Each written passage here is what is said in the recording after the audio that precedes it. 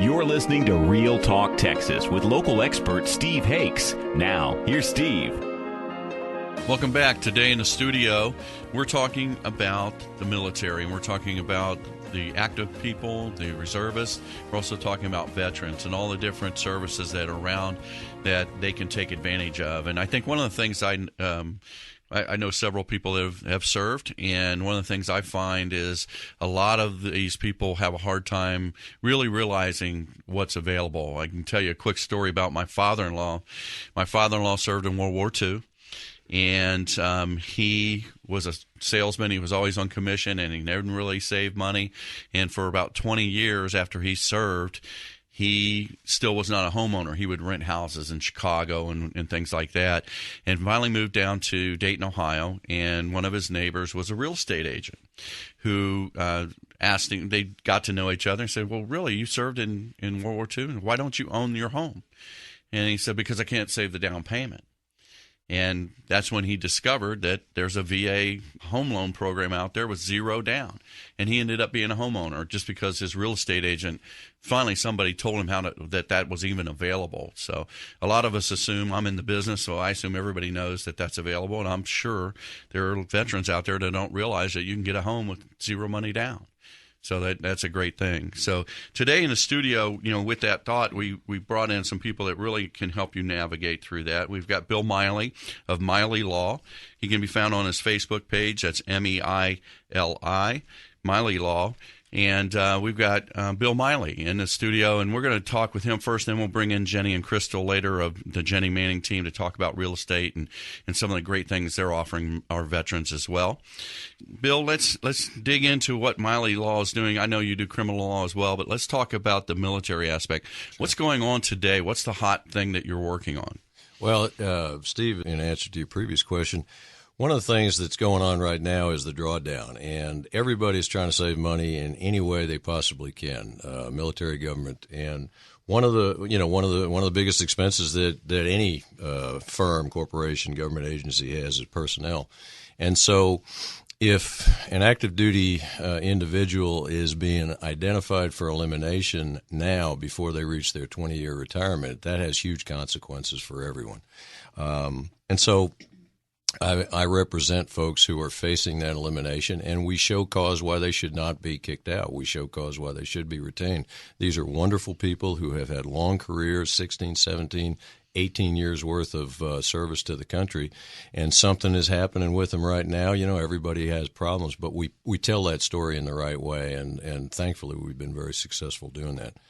Steve, the other thing, too, and you mentioned it in your previous comments, when you're a part of the military, when you've been part of the military, have that experience for a long time, you just get to know the culture. You understand the language. You understand the, sort of the hidden things that are not out there for if you haven't served in an organization. You just know how to navigate and how to work that process, and that's incredibly important for somebody who's representing servicemen and women. I enjoy the military too, so I've been in and around it for the better part of 30 years. I should know something about it, by golly. That's right. And the other thing we talked about, and we've had coffee a few other times and talked about different things that you've had, you also get people out of the service if they need to as well. I know you had mentioned to me one time a story about a doctor that was being called back. He was in the reserves, being called back for his fourth time or something like that. And it was really putting strain on his practice and his family. You might want to talk about what you do there as well. Well, starting in 2003, when the country went to war against Iraq, and then as we went on in the next 10 years with Iraq and Afghanistan, the reservists were being involuntarily mobilized. If you had finished your active duty career, active duty obligation, and it's an 8-year statutory obligation that everybody incurs. Most people do 3, 4, or 5 years of active, and then the rest of that time is spent in the reserves, and many of the reservists are in an inactive pool. Historically, that inactive pool was not used, but starting in 2003, the military, and especially the Army and the Marine Corps, started pulling people involuntarily back onto active duty, specifically to go to war in Iraq or to go to combat war in Afghanistan. Some of these folks were just they weren't in good shape. And as you mentioned, multiple tours. Many of them were suffering from PTSD, from traumatic brain injury, and they just weren't good assets to go back. So I got involved in representing some of these folks. There is a process in the military regulations, which is fundamentally based on federal law, that allows for an exemption from an order back to active duty. You have to show hardship. You have to show reasons why. Essentially, it's a show cause in reverse, why this particular individual should not be called back to service. And we did many of those cases. I think I represented well over 150 individuals during that period of time, which lasted from, I'd say, 2003 until about 2009. And you focus primarily just for people in Texas, right? Or do you go nationally? No, actually, it's a national practice. Okay. Again, fundamentally, it's based on federal law and statutes, and then the regulations which implement that federal law. So it's a federal practice, and I represent people all over the country and sometimes out of the country. Some of those folks that were being involuntarily called back to active duty were actually government contractors who had served their time in uniform, gotten out, were in the involuntary inactive reserve, and they were going to work for government contractors overseas, Saudi Arabia, some in Afghanistan. So we're global, Steve. We're global. That's awesome. So, but I think that the thing you got to realize about Bill is he's got a great sense of humor, and if you need some help, or you know of somebody that's in the military or has been in the military that needs some help, some legal advice, pull out your cell phone and put in this number, 817-925-2546. That's 817-925-2546, and just type in the word law. And I'll get you in touch with Bill Meili Law Firm, and he'll be able to help you or your family member or friends that might need some help navigating through the government waters there. So, Bill, the other part that I don't know that I want to bring this up is I got to tell our audience, my son Scott, who I talk about a lot on this show, is dating his daughter. So,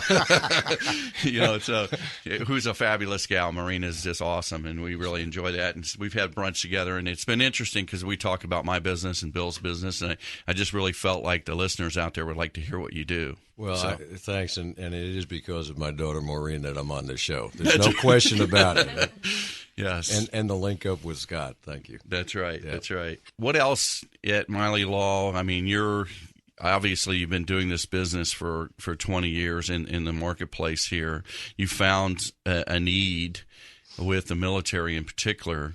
Can you give me some other examples of things that you're currently working on or that you have been doing recently? One of the cases that we haven't wrapped it up finally yet, but suicides has been a big national issue for all of the services, and it's one of those things that is very difficult to talk about. But the case that came in, it's difficult to talk about. It's difficult for the families to talk about. It's difficult for the unit members of the individual who has committed suicide to even wrap their arms around in any kind of meaningful way. I think the default position is, my gosh, that happens to somebody else. It just does not happen, close to home. Last September-October timeframe, 2012, I was contacted by the widow of an Air Force reservist who had been called back to active duty and had served an active duty time. And when that Air Force reservist came home, he was home for about a week from the deployment, and he killed himself. And the military has to do what's called a line of duty investigation on any kind of injury or death, whether it's suicide or another type of death. And it's a very difficult process. I mean, even in the easiest circumstances, a line of duty determination was the death or injury in the line of duty or not in the line of duty. That is not an easy process to do. It's not done a whole lot. And so, people who are staffed with doing it, who are picked to do that job, generally don't have a lot of experience in it. Anyway, long story short, the suicide death, we believe, our position clearly was in the line of duty because of mental health issues that he was suffering from. That never came out in the early investigations, primarily because nobody wanted to talk about it. You know, it was very hush-hush. The family didn't want to talk about it. They could not bring themselves to understand how their husband, their brother, their son could do that. And as a result, the Air Force labeled that not in the line of duty, and he loses a lot of benefits because of that determination. Now, if that's the right determination, that's the right determination, and we understand it.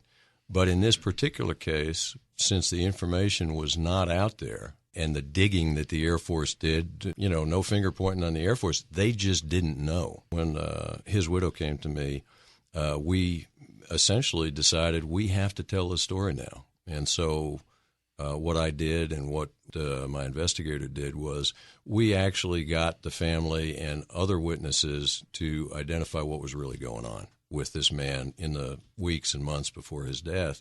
We submitted a request to reopen the investigation, and the Air Force First Level Command has done just that. They have recommended that the investigation be reopened, and hopefully this family will, you know, get a new determination and all the benefits that they're entitled to.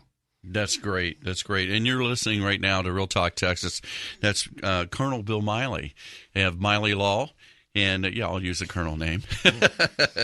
But anyway, stay tuned. We're talking about the military today. We're talking about those people in the DFW marketplace that are here to help the military, help them navigate, get things through. So you're listening to KLIF, News and Information, AM 570. Stay tuned.